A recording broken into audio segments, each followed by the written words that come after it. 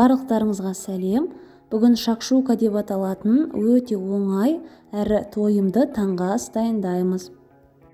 Видеоны көрмес бұрын каналға тіркеліп, қоңырау белгісін басуды ұмытпаңыздар. Ең алдымен табамызға өсімдік майын құямыз.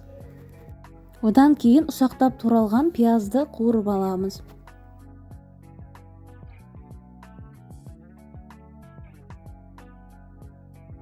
Болгар бұрышын қосамыз.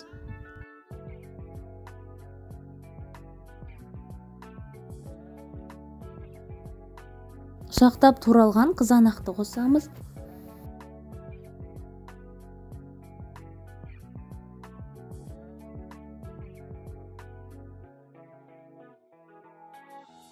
Сарымсақ пен ащы бұрыш қосамыз. Ащы бұрыш қосу ол міндетті емес.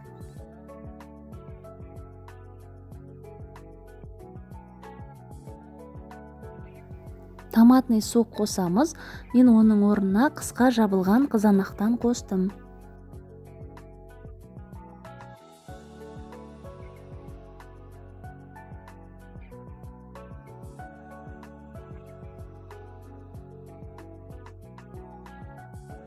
Дәміне қарай тұз, қара бұрыш қосамыз.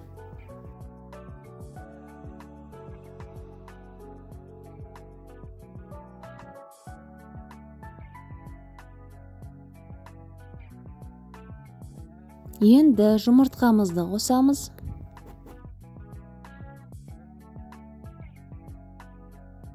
Жұмыртқаны толықтай пісірмейміз, тек 1 минут қана бетін жауып қоямыз.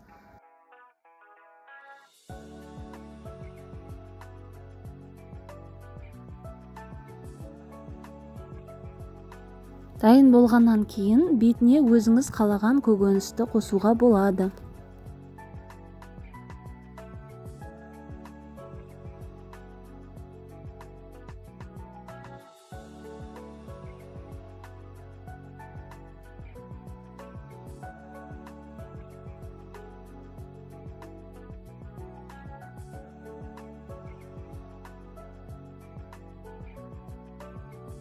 Міне осымен таңғы асымыз дайын, өте дәмді, міндетті түрде жасап көріңіздер.